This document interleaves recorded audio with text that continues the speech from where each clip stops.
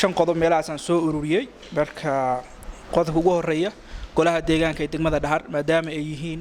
golihii ugu horeeyay qof iyo cod ku soo baxa ee bulshadu soo dooratay marka ugu horeysa waxa uga fadhinaa kan bulsho ahaan kan ee Dhahareed ahaan inay marka hore noo soo dooraan qof samata bixi kara gudoomiye samata bixi kara oo ka dhaqaajiya halka ay hadda joogto maadaama aan anagu xildhibaanada soo dooranay waxa weeye bulshada ka soo dooranay oo qof iyo cod ku soo dooranay marka ugu horeysa waxaan uga fadhinaa gudoomiye degmada Dhahar samata bixi kara oo gudoomiyaashii hore insha Allah ka wanaagsan baa rajay doonaa inay noo soo doortaan waxa kaloo ka filaynaa inay noqdaan golo deegaan oo isku xiran iyaga iyo gudoomiyihii soo doortay iyo bulshadii soo doortay aanay noqon golayaashii deegaanka hore oo waxa weeye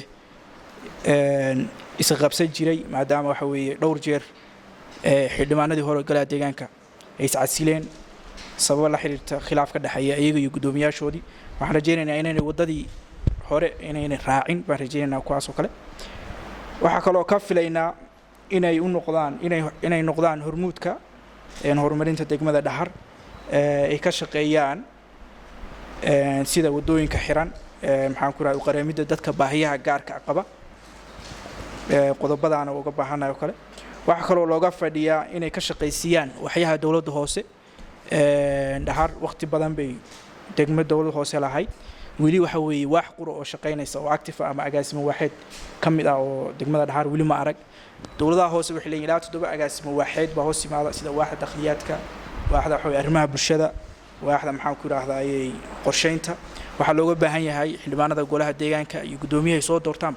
inay waxyaha ay ka dhigaan waxya active ah ee noqon waxya waxa weeye fadhiid ah waxa weeye ana waxa weeye shaqeeya baa looga baahan taana oo looga baahan yahay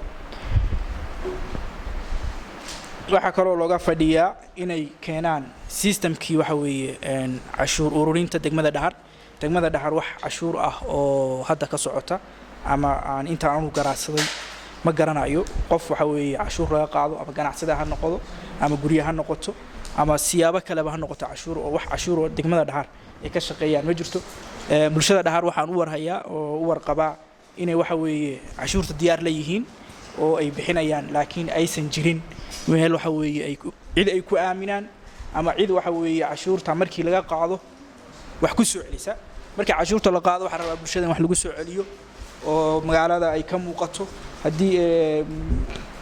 arrimaha horumarinta oo kale loo baahan in looga faa'iisto marka waxa looga baahan yahay in cashuurta laga shaqeysiiyo oo cashuurta ay bulshada ay ka qaadayaan hadhow ay ku soo celiyaan